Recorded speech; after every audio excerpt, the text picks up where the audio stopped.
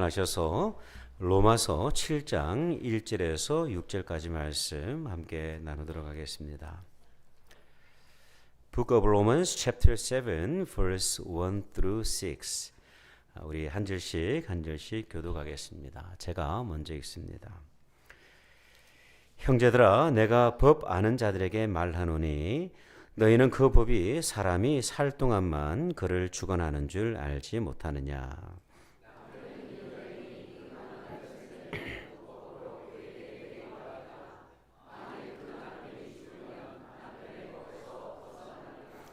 그러므로 만일 그 남편 생전에 다른 남자에게 가면 음녀라. 그러나 만일 남편이 죽으면 그 법에서 자유롭게 되나니 다른 남자에게 갈지라도 음녀가 되지 아니하느니라.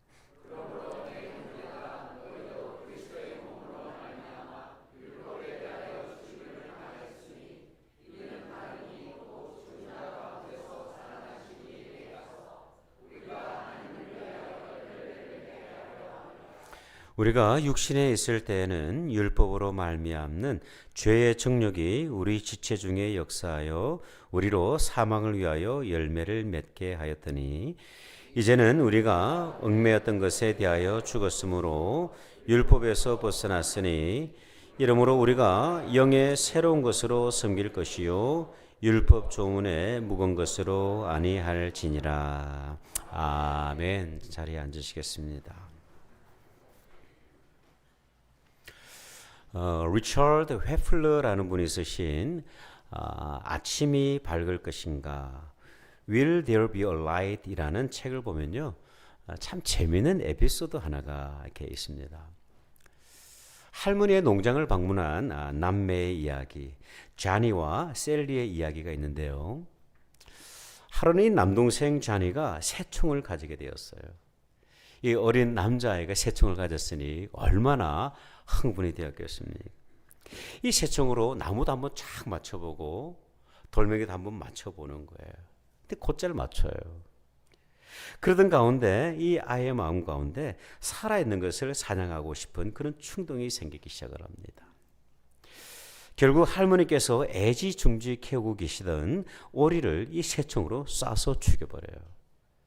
설마 하는 마음으로 새총을 탁 당겨서 놨는데 그렇게 맞아버린 거죠.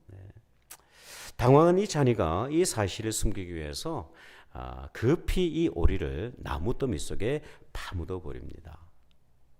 그런데 그 오리를 숨긴 후 고개를 딱 드는 순간 누나 셀리가 그 모든 광경을 쫙 지켜보고 있는 거죠. 이때부터 자니가 누나 셀리의 노예가 되고 말았습니다. 점심 식사가 끝난 후에 할머니는 이 셀리에게 설거지를 부탁을 해요. 그러자 이 셀리가 이렇게 이야기를 합니다. 할머니, 오늘은 자니가 부엌일을 돕고 싶다고 그러네요. 그렇지, 자니? 누나의 황당한 이야기에 어이없어 하는 그 자니를 바라보면서 셀리가 한마디 합니다. 오리. 하루는 할아버지가 자니에게 낚시를 가자고 제안을 해요. 근데 이 셀리가 또 가로막습니다. 할아버지, 자니는 할머니를 도와서 오늘 저녁 준비를 할 거예요. 그리고 한마디 더 외칩니다. 뭐라고 외쳤을까요? 오리. 그렇게 며칠을 힘들게 보내던 이 자니가 더 이상 참을 수가 없는 거예요. 그래서 할머니를 찾아가서 이 오리에 관해서 있었던 모든 이야기를 솔직하게 고백을 해요. 근데 그 고백을 듣고 있던 이 할머니가 혼을 내기는커녕 오히려 자니를 안아주면서 이렇게 말하십니다. 할머니는 다 알고 있단다. 그날 창문을 통해서 너를 지켜보고 있었지. 그리고 내가 이 말을 하기까지 기다리고 있었단다. 자니는 참 좋은 아이구나. 그때부터 이 자니가 셀리로부터 비로소 자유하게 되었다는 이야기가 이 책 속에 소개가 되고 있어요. 여러분, 이 이야기는 우리의 영적인 상태를 어느 정도 잘 설명하고 있다는 생각이 되어집니다. 율법의 그늘 아래에서 우리는 무척 힘겨워 그렇게 하고 있었어요. 근데 이제는 예수 그리스도의 그 십자가 은혜로 율법에서 자유하게 되었습니다. 여전히 우리 안에는 이런저런 허물과 죄의 모습이 있지만 예수 그리스도의 보혈은 우리의 모든 허물을 덮으시기에 충분한 것이죠. 본문의 표현처럼 그리스도의 몸으로 말미암아 율법에 대하여 죽게 되었다, 그렇게 말씀을 하고 있어요. 옛사람은 가고 이제 새 사람이 된 것입니다. 고린도후서 5장 17절을 보니까 이렇게 기록이 돼요. 그런즉 누구든지 그리스도 안에 있으면 새로운 피조물이라. 이전 것은 지나갔으니 보라 새 것이 되었도다. 그렇다면 여러분, 주님 안에서 새로운 피조물이 된 저와 여러분은 어떠한 변화를 맞이하게 되었을까요? 율법에서 해방된 저와 여러분, 그리스도의 보혈의 은혜를 입은 저와 여러분에게는 어떠한 변화가 시작이 되었을까? 오늘 본문은요, 이 옛사람에서 새 사람으로 변화된 저와 여러분이 맞이하게 된 그 새로운 변화를 두 가지로 소개를 하고 있어요. 첫 번째, 새 사람이 된 우리는 새로운 삶의 목표를 가지게 되었습니다. 여러분, 사도 바울은요, 오늘 본문을 시작을 하면서 한 여인의 생애를 쭉 소개를 하는데 그 여인의 삶이 생애가 무척이나 고단했던 것을 볼 수가 있어요. 제가 여러분의 이해를 돕기 위해서 현대적으로 좀 각색해서 여러분들에게 이 내용을 좀 소개를 하겠습니다. 이니셜 C라고 하는 여인이 있었어요. 이 여인은 L이라고 하는 남자를 만나서 결혼을 하게 되는데요. 이 L이라는 이니셜을 가지고 있는 이 남자가 어떤 남자냐면 완벽주의자예요. 모든 면에서 완벽을 추구하는 사람입니다. 새벽 5시에서 일어나가지고 밤 12시까지 짜놓은 그 일정에 딱 맞추며 살아가던 그런 철저한 사람이었어요. 처음에는 너무나도 완벽해 보이는 이 남편이 매우 매력적이고 존경스러웠어요. 그런데 세월이 지나가면서 조금씩 이 남편이 부담스러워져요. 두려워지기 시작을 하는 거예요. 왜냐하면 이 남편은 가정생활에도 철저한 규칙을 적용을 했고요. 그 규칙을 깨뜨리는 순간 아내에게도 엄격한 벌칙을 적용하고 있었기 때문입니다. 아내는 이런 남편의 규칙에 맞추어 살고 싶었어요. 그런데 시간이 지나면 지날수록 오히려 실수를 계속 범하는 자신을 발견하게 된 것이죠. 결국 아내는 모든 면에서 자신감을 잃어버리고 마침내는 삶의 의욕마저 상실하게 됩니다. 그런데 어느 날 이 남편이 갑자기 불의의 사고로 세상을 떠나게 됩니다. 남편의 죽음을 바라보던 아내는요, 홀로 되었다는 그런 상실감 때문에 인해서 깊은 충격을 받았어요.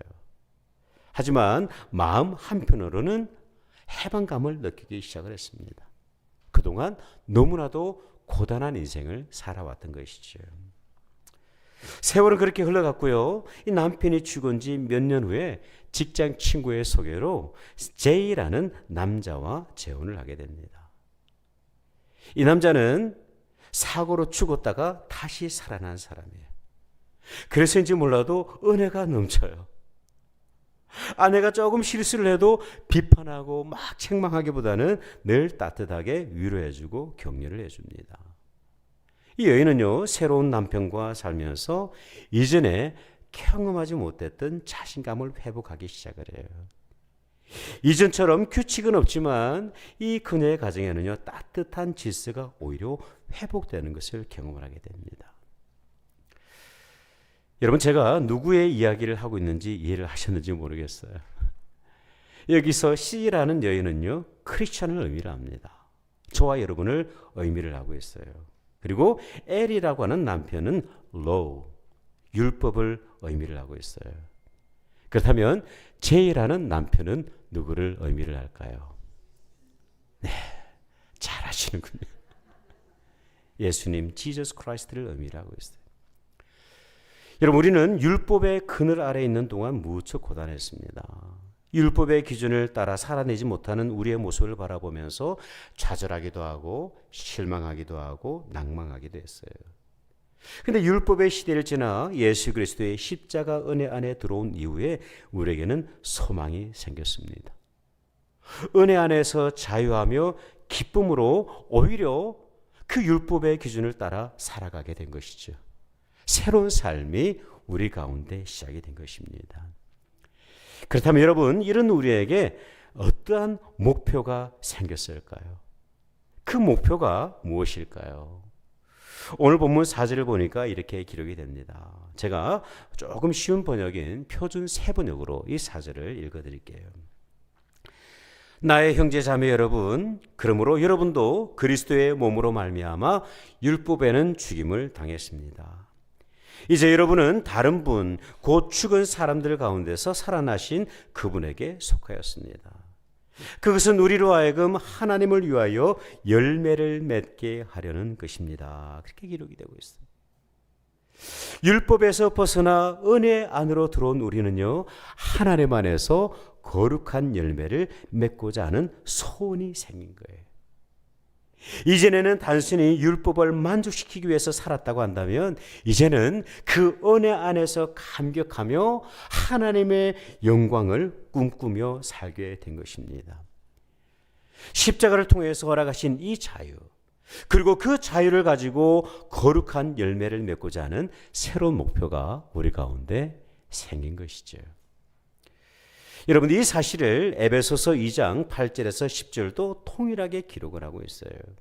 우리가 너무나도 잘 아는 말씀이죠. 너희는 그 은혜에 의하여 믿음으로 말미암아 구원을 받았으니 이것은 너희에게서 난 것이 아니요 하나님의 선물이라. 행위에서 난 것이 아니니 이는 누구든지 자랑하지 못하게 함이라. 우리는 그가 만드신 바라. 그리스도 예수 안에서 선한 일을 위하여 지으심을 받은 자니 이 일은 하나님이 전에 예비하사 우리로 그 가운데서 행하게 하려 하심이니라. 저와 여러분을 구원하신 이유, 우리를 거듭나게 하신 이유, 우리를 율법의 그늘에서 자유하게 하신 이유, 그것은 바로 그리스도 예수 안에서 선한 일, 하나님의 영광을 드러내도록 하신 것입니다. 여기서 여러분, 우리가 꼭 주목해야 될 단어가 있는데, 표현이 있는데, 그것이 뭐냐면 그가 만드신 바로 번역이 된 헬라어 단어 포이에마라는 단어예요. 포이에마. 여기서 파생된 영어 단어 하나가 있는데 그 단어가 뭐냐면 포엠, 시라고 하는 단어예요. 이 말씀을 오늘 본문에 그대로 적용을 해보면 어떤 의미가 되냐면, 우리는 하나님의 영광을 노래하는 하나님의 글작품, 하나님의 신이다라는 그런 뜻을 가지고 있어요. 여러분, 이전에는 내 존재의 목적을 잘 몰랐어요. 그저 이 세상 가운데 우연 가운데 와서 잘 먹고 잘 사는 게 그것이 우리의 목표였어요. 그렇게 죽는 것이 인생의 본질이다, 그렇게 생각을 했습니다. 하지만 예수 그리스도의 십자가를 통해서 살아계신 하나님을 만나고 보니 내 삶의 목표와 목적이 있다는 것을 알게 된 것이죠. 내게 주신 삶의 모든 시간들, 내게 주신 은사들, 내게 허락하신 모든 환경들을 통하여서 하나님의 영광을 노래하는 하나님의 시인으로 그렇게 살아가는 것입니다. 수년 전에 한국의 서점가에서 베스트셀러가 되었던 작품이 하나가 있어요. 그 청년 바보 의사라는 책인데, 이 책의 주인공은 어떤 사람이냐면 33살의 이른 나이에 주님의 품에 안긴 안수연이라는 청년의 이야기입니다. 이 청년은요, 뛰어난 청년이 아니었어요. 대학 입시에도 실패를 해서 재수를 하기도 했고, 의대 본과 4학년의 과정에서 유급하기도 했던 저와 비슷한 그런 사람이었어요. 평범한 의사였어요. 그런데 이 청년의 마음과 신앙이 무척이나 거룩하고 뜨겁습니다. 의대 공부가 사실 어렵잖아요, 그죠? 참 힘듦에도 불구하고 이 청년이 예배의 자리를 빠지질 않습니다. 성공보다는 예배자로 살고자 하는 그런 열망이 더욱더 강한 거예요. 자신이 가지고 있던 돈과 시간의 대다수를 어려운 이웃을 위해서 나눠줍니다. 돈이 없어서 검사를 못 받고 있던 조순족 할아버지의 검사비를, 병원비를 대납해 주기도 해요. 이처럼 어느 의사가 그래요. 집과 교회의 거리가 너무 멀어가지고 이 차를 타려면 예배 중간에 나가야 되는 청년이 있는데, 그 청년을 위해서 매주일 운전사가 되어주기도 합니다. 공부해야 될 시간에. 병원에서 근무할 때는요, 이 담당 의사조차 외면하고 있던 그 암 환자들을 늦은 밤에 일일이 찾아다니면서 말동무가 되어주기도 하고 그리스도의 복음을 전하기도 합니다. 그러던 중에 예기치 못한 유행성 출혈열로 쓰러진 후에 한 달 만에 이 젊은 청년이 안타깝게 먼저 주님의 품에 안기게 돼요. 그때 그의 나이가 33살입니다. 이 청년의 죽음이 알려지자 그의 삶을 가장 가까운 곳에서 지켜보던 많은 사람들이 이 안수연이라는 청년의 삶을 세상 가운데 꼭 소개하고 싶었던 거예요. 그래서 그 사람들이 모여서 책 한 권을 내게 됐는데 그 책이 바로 그 청년 바보 의사라는 제목의 책입니다. 이 책을 보면요, 장례식 장면을 소개를 하는 것이 있는데 이 33살의 청년 장례식을 위해서 무려 4,000명이 넘는 조문객이 참여를 합니다.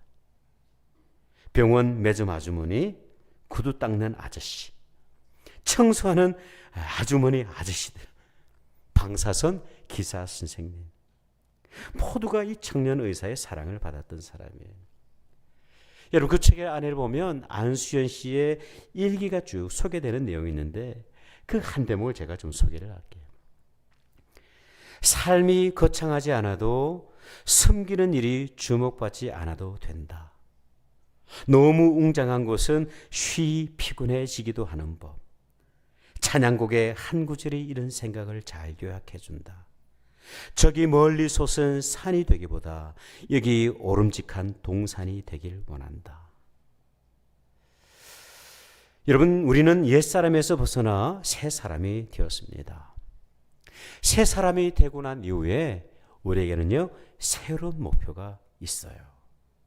그것은 우리의 삶이 거창한 숲이 되지 않아도 모든 사람들이 주목하는 높은 산이 되지 않는다 할지라도 여기 옆에 있는 오름직한 올라갈 수 있는 자그마한 동산이 된다 할지라도 하나님의 은혜를 노래하며 하나님의 영광을 찬송하며 그 하나님의 사랑을 노래하며 살아갈 수 있다고 한다면 저 여러분, 우리 모두는 하나님의 거룩한 뜻을 이루며 살아가는 것입니다. 고린도전서 10장 31절은요 이렇게 말씀을 하고 있어요. 그런즉 너희가 먹든지 마시든지 무엇을 하든지 다 하나님의 영광을 위하여 하라. 저 여러분이 각자 살아가는 모습은 다 틀려요. 하나님께서 심겨준 그 환경이 다 틀리죠. 그럼에도 불구하고 우리 모두가 하나님의 영광을 위해서 새로운 출발을 시작하는 이 아침 되시기를 주님의 이름으로 축복합니다. 두 번째, 새 사람이 된 우리는요, 새로운 목표뿐만 아니라 새로운 삶의 방식을 가지게 되었어요. 여러분, 우리 다 같이 본문 5절의 말씀을 한번 읽어보도록 하겠습니다. 시작. 우리가 육신에 있을 때에는 율법으로 말미암는 죄의 정욕이 우리 지체 중에 역사하여 우리로 사망을 위하여 열매를 맺게 하였더니. 여러분, 이 말씀은요 조금 이해하기가 어려워요. 저도 이 말씀 한 구절을 붙들고 지난 일주일 동안 실험을 했습니다. 도대체 이게 무슨 의미인가?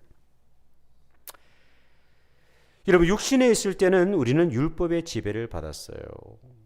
율법이 말씀하고 있는 하라의 명령과 하지 말라의 명령을 지키기 위해서 몸부림을 쳤어요. 그런데 여러분, 이상하게도 이 율법은요 우리 지체 안에 있는 죄의 정욕과 결합이 되면서 오히려 사망의 열매를 맺습니다. 이것은 율법이 잘못되어 있다는 그런 의미가 아니에요. 율법을 지키면 지킬수록 거룩한 열매보다는 사망의 열매들을 맺히는 거예요. 여러분들의 이해를 돕기 위해서 제가 한 가지 예를 좀 드릴게요. 이 대표적인 예가 누구냐면 바로 신약시대의 바리새인들입니다.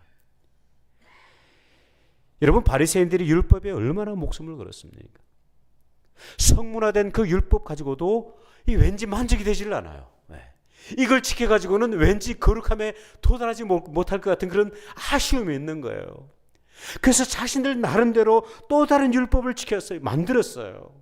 조항에 넣었어요. 그 율법을 철저하게 지켰던 사람들이 바리새인들, 율법주의자들이었어요. 여러분 11조를 얼마나 철저하게 했습니까? 저 뒷뜰에 있는 텃밭에 있는 그 깻잎도 여러분 한 장씩 한 장씩 다 뜯어가지고 그것을 11조로 딱 분리를 해가지고 하나님 앞에 드렸던 사람들이에요. 절대 우리가 따라가지 못해요. 저도 못 따라갑니다. 매일매일 정해진 시간에 예루살렘 성전에 올라와서 기도하게 됐습니다.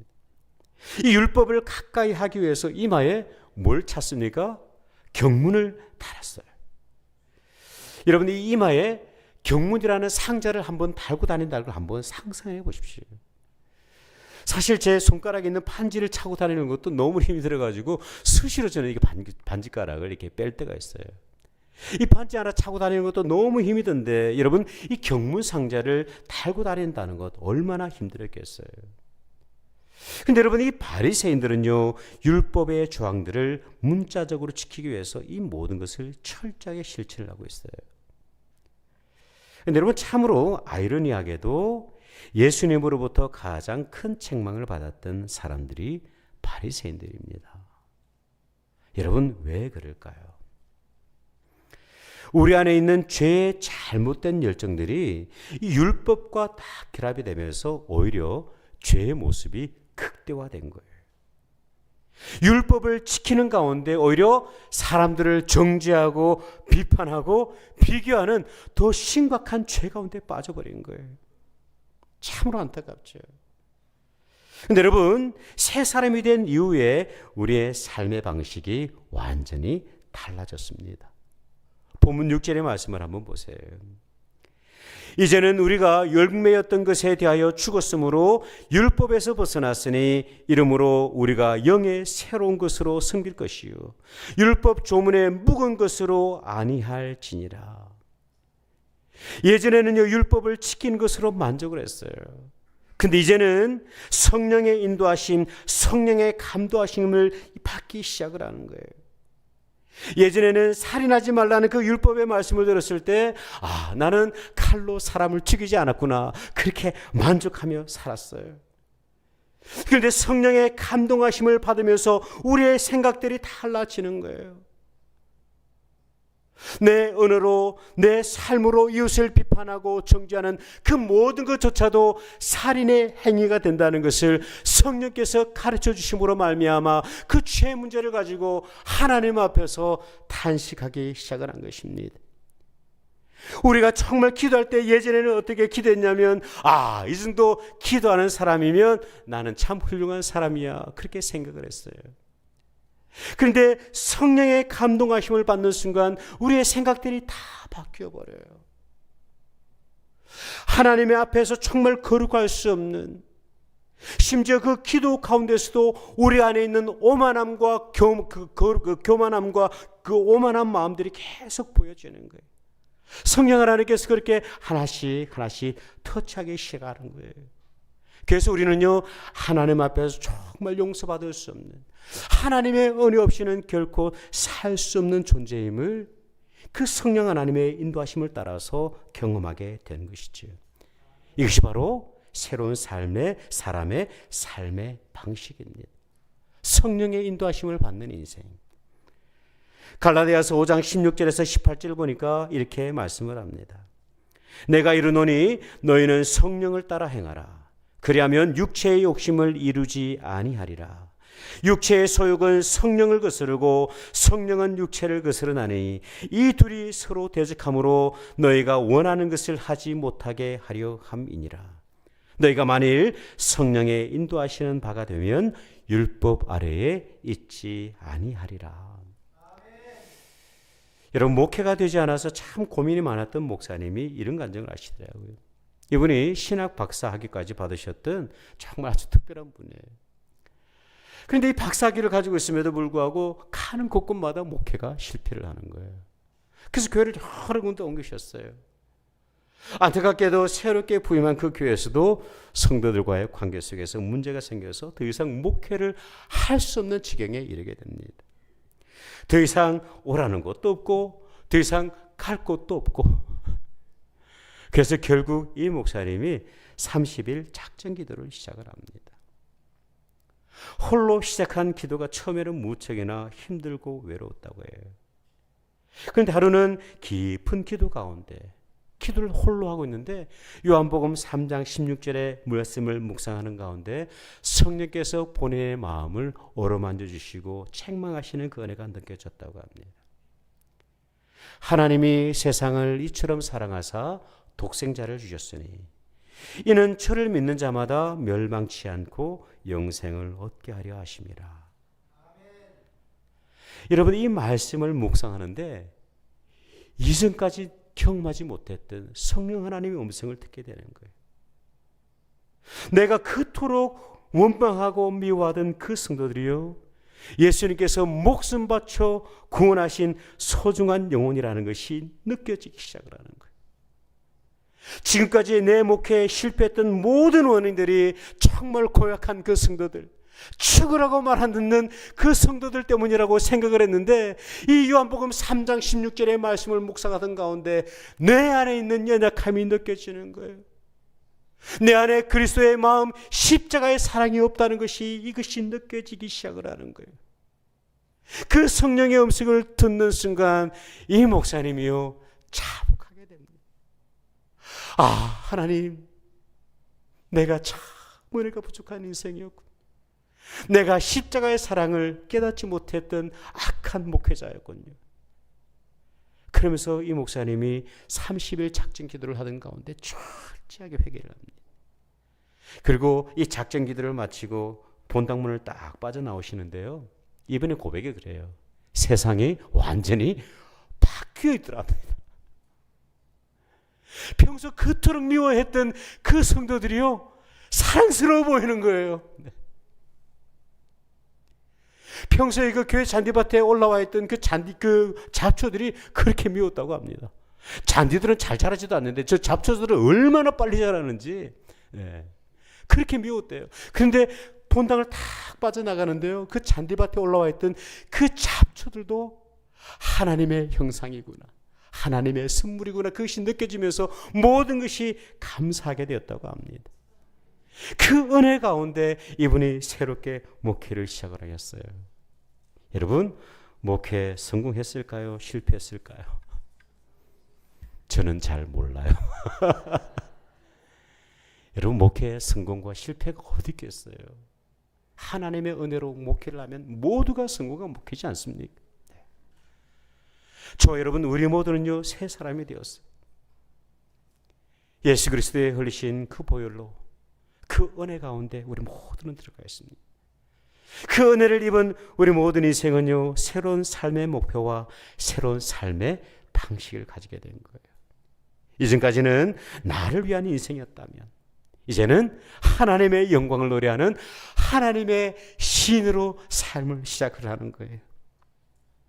이전까지는 율법의 가르침을 따라 맹목적으로 살았다고 한다면 이제는 그 율법을 초월하는 성령의 감동하심을 따라, 성령의 인도하심을 따라, 내가 가고 싶은 길은 이 길이지만 성령께서 저 길로 인도하신다고 한다면 주저하지 아니하고 성령의 인도하심을 따라 걸어가는 것입니다. 저와 여러분의 인생이 바로 그러한 인생이에요. 오늘 저와 여러분, 어떤 삶의 모습으로, 어떤 삶의 목표를 가지고 살아가고 계십니까? 옛사람을 벗어나 새 사람이 된 저와 여러분에게 새로운 삶의 목표와 새로운 삶의 방식이 리셋되시는 그 귀한 은혜가 있으시기를 주님의 이름으로 축원드립니다. 기도하겠습니다.